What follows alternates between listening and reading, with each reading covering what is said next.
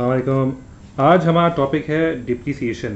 First of all हम ये बात करेंगे कि डिप्रिसिएशन क्यों ज़रूरी है, क्या ये लॉजिकल है, क्या ये रियल लाइफ में एप्लीकेबल है या नहीं है।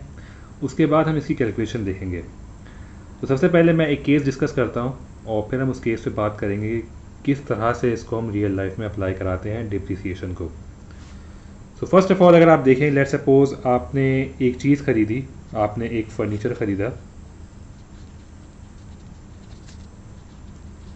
100 पाउंड का और आपने उसको सेल कर दिया 200 पाउंड का।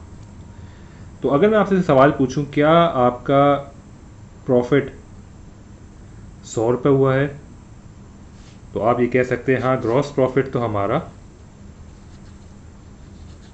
100 रुपये ही हुआ है, या $100 या 100 पाउंड ही हुआ है। लेकिन अगर मैं ये बोलूं कि आपका नेट प्रॉफिट क्या हुआ है, तो आप बोलेंगे जो जो खर्चे मैंने इसके अलावा किए इसको बेचने के लिए, वो सारे के सारे मेरे प्रॉफिट में से लेस होने चाहिए। सो अगर मैं आपसे ये कहूँ कि भाई ट्रांसपोर्ट का खर्चा हुआ, वो भी लेस होना चाहिए। मार्केटिंग का खर्चा हुआ, आप बोलोगे हाँ, वो भी लेस होना चाहिए। फर्नीचर को सेल करने के लिए मैंने एक एसेट का भी इस्तेमाल किया। अब वो जो एसेट है उसकी जो कॉस्ट मुझे पड़ी थी जब मैंने इसको ख़रीदा, वो थी 300 पाउंड। अच्छा, अब बात यह है कि एसेट की लाइफ तो है 5 साल, और क्या मैं इस 300 को अपने ग्रॉस प्रॉफिट में टेक अवे कर दूं तो मेरे पास तो नेट प्रॉफिट आ जाएगा। लेकिन क्या ये लॉजिकल होगा? तो जवाब है इसका नहीं। इसकी वजह यह है कि ये लॉजिकल इसलिए नहीं है क्योंकि एसेट की लाइफ तो 5 साल है और हमने अभी खाली 1 साल ही इसको यूज़ किया है। तो डेप्रिसिएशन का कॉन्सेप्ट ये है कि जितना आपने यूज़ किया है एसेट को प्रॉफिट बनाने के लिए, उस अमाउंट को ग्रॉस प्रॉफिट में से लेस कर दें तो आपके पास आ जाएगा नेट प्रॉफिट। तो ये जो प्रोसेस होता है जिसके अंदर आपने जो एसेट यूज़ किए हैं, इस्तेमाल किए हैं, तो जाहिर बात है उनकी वैल्यू कम होती है। जो उनकी वैल्यू कम हो रही है उसको आप कहते हैं depreciation. So that's why we use depreciation. एक बात तो लॉजिकल ये हो गई। एक और छोटी सी एग्जांपल देखते हैं ताकि कॉन्सेप्ट और जो है सही से समझ आ जाए। लेट्स सपोज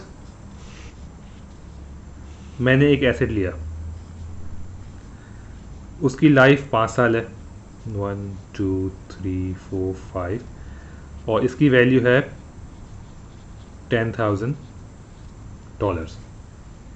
अच्छा, अब लेट्स सपोज अगर मैं इसको खाली 1 साल यूज़ करूंगा तो मैं अकॉर्डिंगली 1 साल की वैल्यू इसमें से निकालूंगा, तो इसकी वैल्यू बचेगी 8,000। ये जो 2,000 होगा ये हो जाएगा मेरा एक्सपेंस, और इस एक्सपेंस को मैं कहूंगा डेप्रिसिएशन एक्सपेंस। अगले साल मैंने और यूज़ किया इसको, 2 साल की वैल्यू कम हो गई, अब रह गए पीछे 6,000। फिर मैंने तीसरे साल इसको यूज़ किया, इसकी वैल्यू और कम हो गई। तो इस तरह से 5 साल के एंड में इसकी वैल्यू 0 हो जाएगी। तो कॉन्सेप्ट अभी हम ये समझना चाह रहे थे कि क्या डिप्रिसिएशन का जो कॉन्सेप्ट है क्या वो रियल लाइफ में एप्लीकेबल है, क्या ये लॉजिकल है। तो ये लॉजिकल है, ये एप्लीकेबल है, क्योंकि ये उन एसेट्स पे लगता है डिप्रिसिएशन जो एसेट्स आपको हेल्प करते हैं प्रॉफिट बनाने के लिए।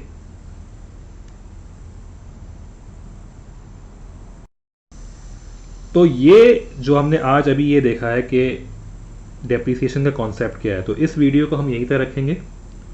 नेक्स्ट वीडियो में हम देखेंगे इनकी डिफरेंट मेथड्स और उसके बाद हम देखेंगे डिस्पोजल्स। सो होपफुली आपको ये लॉजिकल अप्रोच समझ आई होगी कि डिप्रिसिएशन हम क्यों अप्लाई कराते हैं। Thank you.